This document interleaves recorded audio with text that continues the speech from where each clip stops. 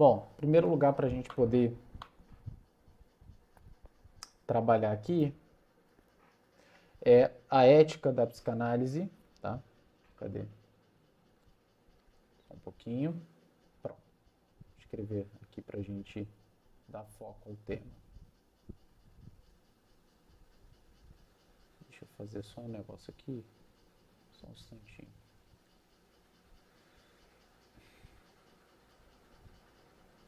Pronto. Acredito que assim vai ficar um pouco melhor de escrever. Fica. Ética na psicanálise. Eu vou chamar aqui de da psicanálise e vocês vão entender por quê, tá?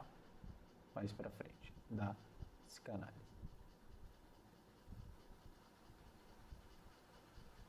Bom, em primeiro lugar que a gente precisa entender é que a ética da psicanálise, a psicanálise como ética, ela ainda é uma psicanálise ou uma ética a ser, né, formulada.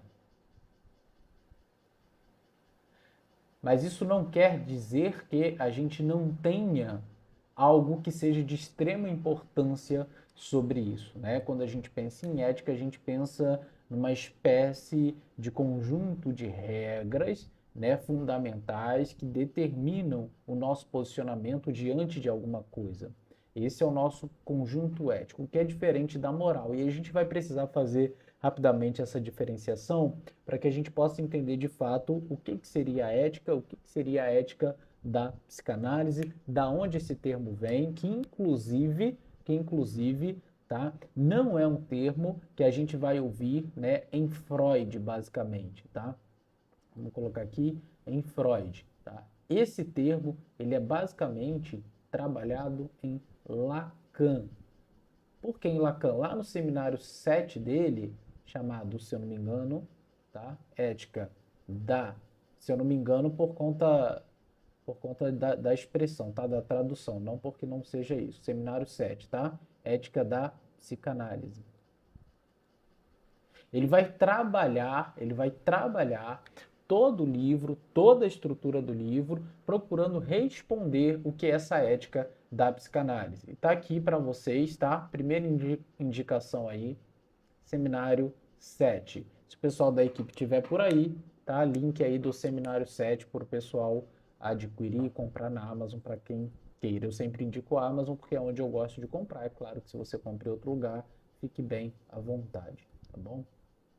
Então, para a gente poder entender isso aqui, a gente vai compreender que Lacan, né, vai trabalhar todo esse seminário, lembrando que quando Lacan ele fala, ele versa nos seus seminários, ele basicamente está dialogando com Freud, ele lê textos do Freud, ele lê textos, né, de filósofos, até Platão, Aristóteles, até pré-socráticos, né, e que vão assim fundamentar aquilo que o Lacan está propondo como psicanálise. Vale lembrar, gente, que a psicanálise pós-freudiana era uma psicanálise que estava entrando numa espécie de psicanálise de psicologia do ego, né? Uma psicologia do ego que diz respeito ao meu posicionamento diante da sociedade. Quem sou eu diante da sociedade? Uma forma de eu me reconhecer sob a cultura.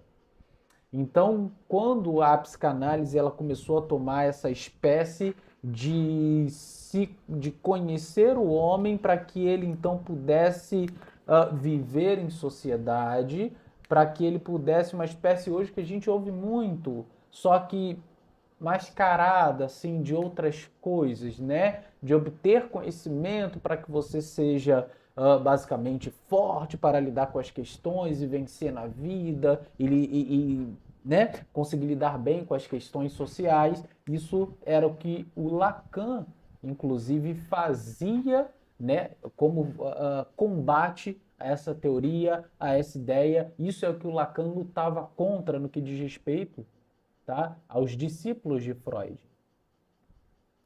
Aos discípulos de Freud, ok? Aos discípulos de Freud. Lacan ele não entendia dessa maneira. Então ele toma a psicanálise como uma estrutura. É claro que ele vai tomar como uma estrutura se a gente pensar no estruturalismo, tá, do Levi-Strauss. E ele vai dizer que a psicanálise é uma ética. Olha só que interessante. Uma ética da... O que é a psicanálise, né? Para o Lacan. É uma ética da linguagem. É uma ética da linguagem. Isso que é muito importante para a gente. É uma ética da linguagem. Mas se for levado, né, isso é a forma dele desenhar, porque ele vai dizer que o nosso inconsciente é estruturado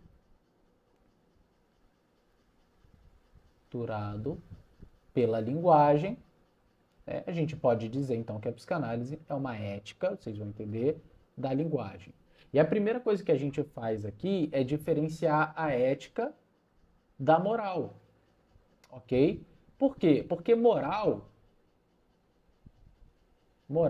é um conjunto de regras, tá? De regras que vale para todos, né? Todes, tá, pessoal? Todos, ok? É um conjunto de regras que vale para todos os seres humanos, todas as pessoas, vale para todos. E que, de certa maneira, está ligado àquilo que tem que ver com a nossa... com a vergonha, com o nosso constrangimento. É aquilo que tem que constranger. Então, é basicamente esse sentimento comum, né, que nos possibilita a sociedade e que nos faz compreender de que a gente está debaixo das mesmas regras. E que fora dela a gente tem, né, por um lado, constrangimento, se a gente for olhar no aspecto pessoal, se for olhar em relação também a outro, né, violência e por aí vai. Né? Mas um traço fundamental é o constrangimento. A ética, ela já tem uma dimensão, né, maior do que a moral, que é uma dimensão ao mesmo tempo maior, mas também objetiva, ok? É uma reflexão, a ética é uma reflexão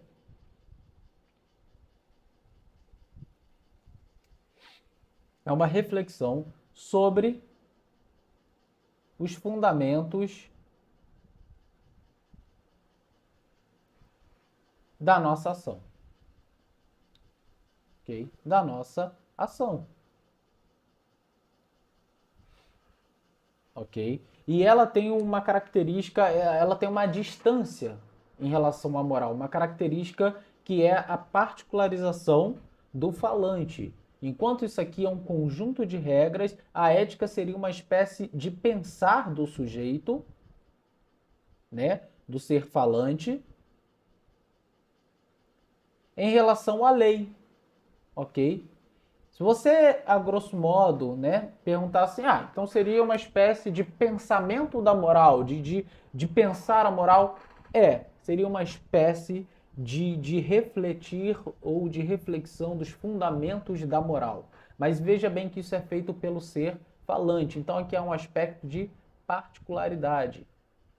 E isso aqui para a gente é extremamente importante. Por quê? Porque no seminário 7, Lacan vai levar a cabo uma ideia. Ele vai terminar o seminário para poder dizer uma coisa, de que a ética da psicanálise, ela só é possível em um tipo de ética, em um traço da ética, e somente esse. A ética da psicanálise, deixa eu apagar porque aqui tem que escrever bonito. A ética da psicanálise é a ética do desejo. Opa! Ato falho. Do desejo. É a ética do desejo. Vou marcar isso aqui para vocês. Ok? Do desejo. Por que uma ética do desejo? E aqui, gente, eu quero rapidinho trazer para vocês aquela noção do Lacan. Enquanto que a gente vê na psicanálise freudiana, lembre-se que Lacan, ele refutava os discípulos do Freud, a psicanálise praticamente estava perdida, se transformando em uma espécie de psicologia do ego, e na outorga de Lacan, ela toma uma nova proporção com a volta de Lacan a Freud para poder estruturar, né, ou trazer o pensamento estrutural de que a psicanálise é uma ética da linguagem, ou seja, o nosso inconsciente é estruturado pela linguagem. Então o Lacan ele vai fazer uma espécie de não é uma forma de adaptar o homem através do autoconhecimento à cultura e à sociedade. Vocês não estão entendendo. Ele vai então trazer uma ideia para além disso. Tá? Você sabe que na volta a Freud, ele não só volta, retroage no sentido de pegar aquilo que precisava pegar do Freud e trazer, como ele lança, né, novas formas de pensar a base da psicanálise, o fundamento da psicanálise. Isso é muito importante para a gente. Cadê a caneta? Tá aqui.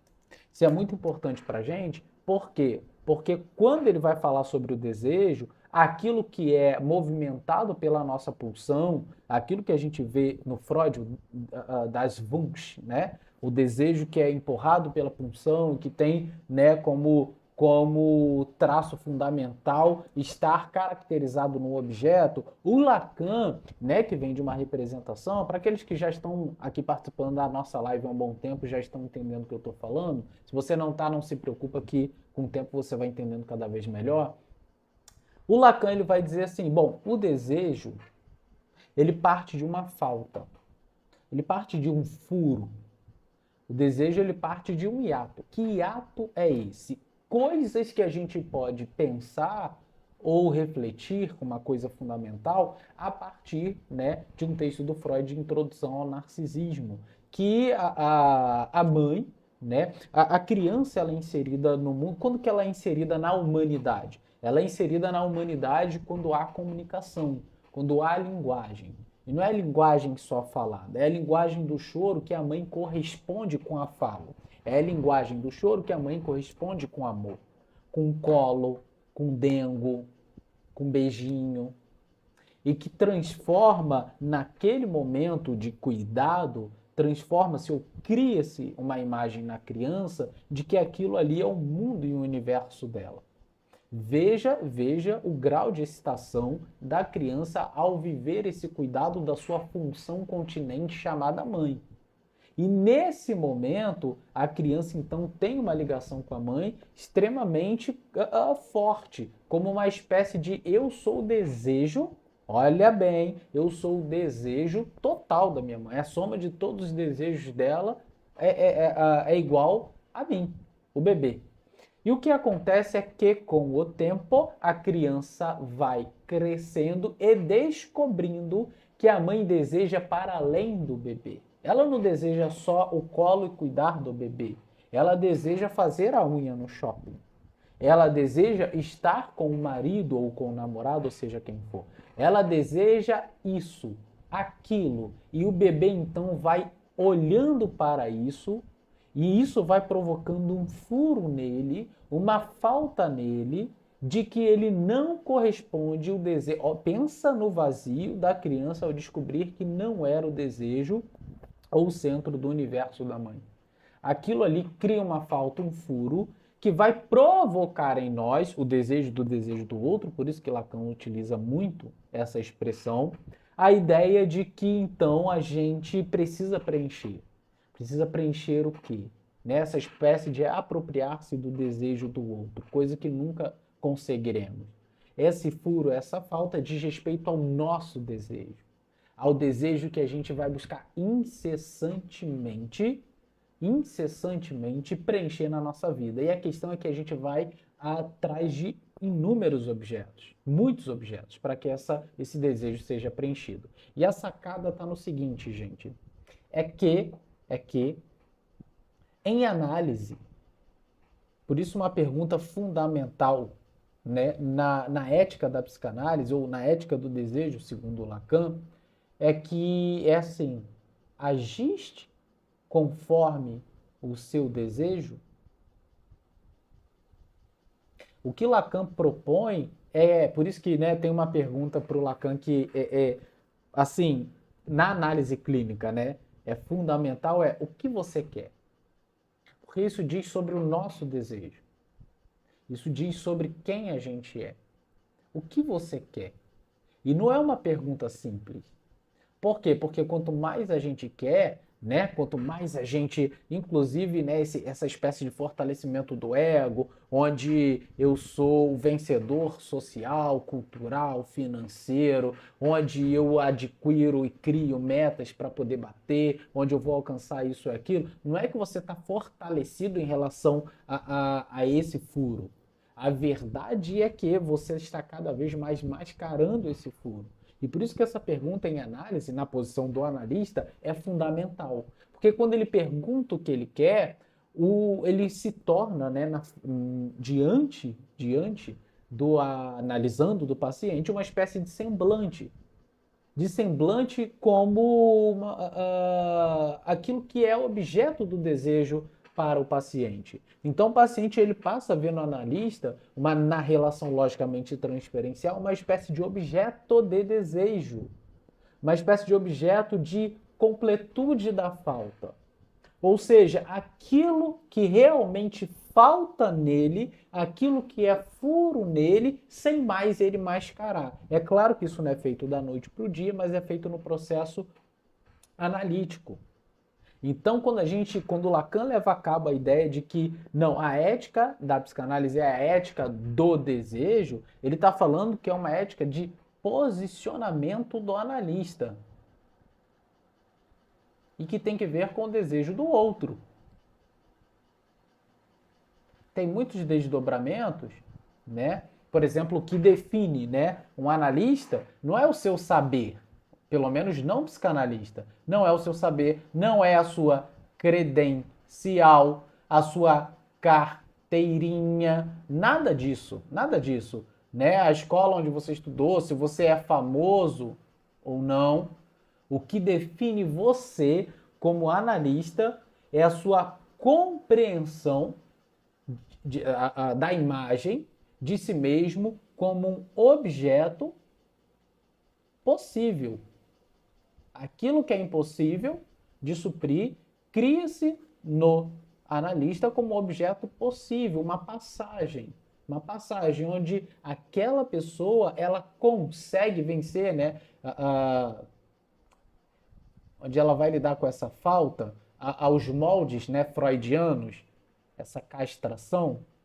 Lembra dessa perda? Que a falta é um furo, né? Para o Freud seria uma espécie de castração. Essa falta, esse furo, vai ser então, olha que sacada, vai ser então lidado, não é resolvido, vai ser trabalhado, tratado aqui na análise, na possibilidade da fala. Então a ética da psicanálise é uma ética do desejo. Aí, porque ética, e se você quiser trazer, né, para um ambiente mais prático, a gente está falando sobre quando o analista ele não se coloca em primeiro lugar, analista não pode se colocar em primeiro lugar como conselheiro, porque você deixa de ser esse objeto, você deixa de ser o semblante, você deixa de ser esse ponto-chave na relação, esse sujeito que o Lacan vai chamar, né?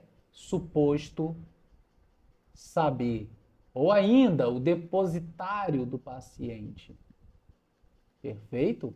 Olha só quantas coisas acontecem, olha que funções a gente desenvolve como analista. É por isso que se você fala na sua análise, sem que você receba, né,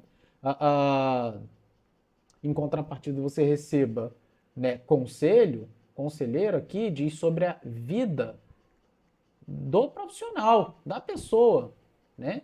Não sua. Então você não está fazendo análise. Você está conversando com um colega, com um amigo. Ou com um guru. Tá? Ou com um guru. Segundo ponto, né? Você não pode receber, ou o posicionamento do analista não pode ser um posicionamento contra transferencial, né? Que está ligado também a essa espécie de conselho. Eu não posso me identificar no seu sofrimento. Eu posso, tá? Como uma espécie de inconsciente instrumental. O que eu não posso é, quando falar com você, eu abrir a boca para dizer aquilo que eu acho em relação ao seu sofrimento. É você quem pensa, é você quem acha. Então a gente lida com isso. Isso é ético na psicanálise. Porque eu estou lidando com a ética do desejo, do seu furo, da sua falta, daquilo que se perdeu um dia e que você hoje corre constantemente atrás. E se você está aqui e é novo e pensando assim, bom, mas do que ele está falando? É assim mesmo? Não estou entendendo. Aí é só você pensar assim, ué, que tipo de coisa você faz e realiza na sua vida? Você pode responder se você quiser, que supre a sua necessidade de uma vez por todas. Isso é falta. Isso é falta. Pessoal, vou tentar aumentar aqui um pouquinho. Só vi agora. Pronto, aumentei aqui. Não sei se vai aumentar bem aí para vocês, tá? Mas aumentei aqui. Só tinha um pouquinho assim para aumentar.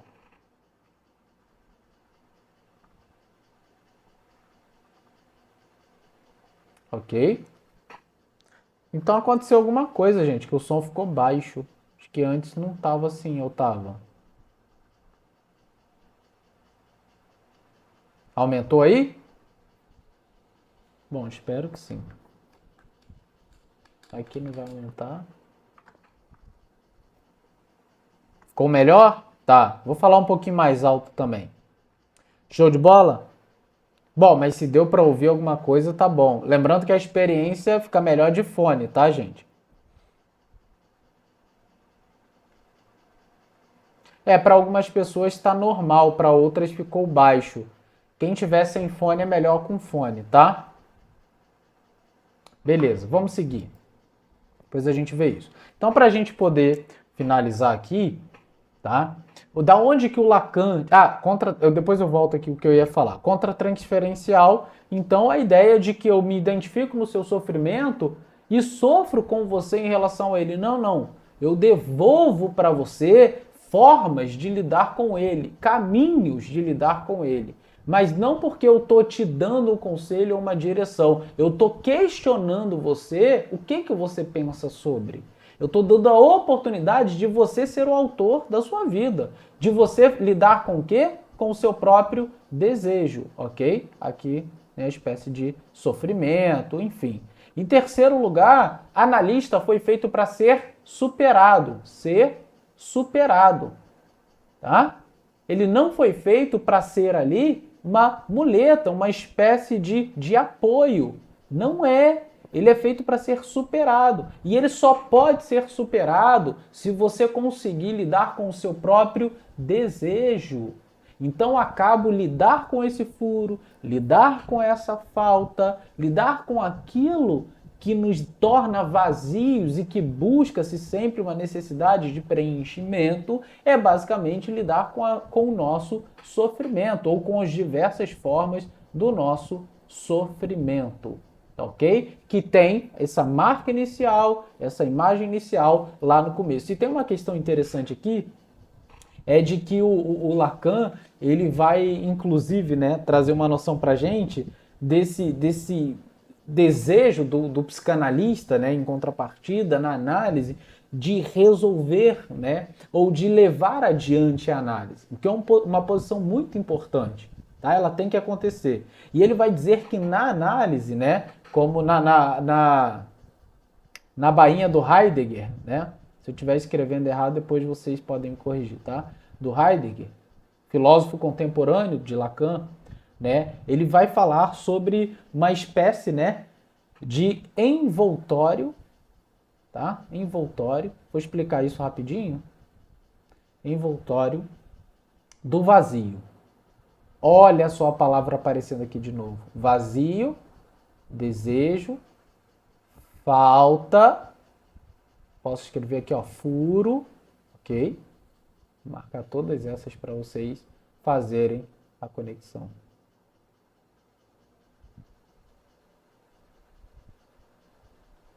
Ok?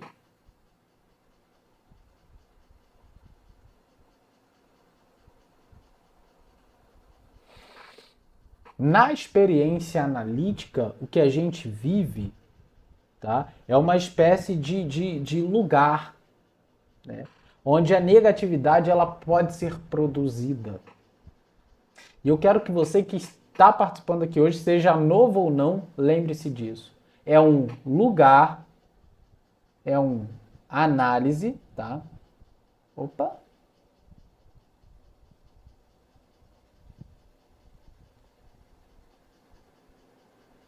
Ah, essa caneta aqui não dá certo. Pera aí. Tá. Análise é uma espécie de um lugar onde a negatividade. Vou explicar isso. Pode ser reproduzida. Deixa eu te dizer, se você vai para análise para não angustiar, para não sofrer, você não está fazendo análise. Porque lá a negatividade, lá esse aspecto do desejo mais obscuro, mais sombrio, esse furo, essa falta, ela precisa vir à tona. Por isso a pergunta do Lacan: o que você quer? Porque o que a gente quer de fato é agir em conformidade com o nosso desejo.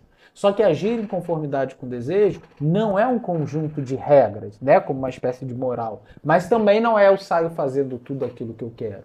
Agir conforme eu quero é, em primeiro lugar, saber o que eu desejo.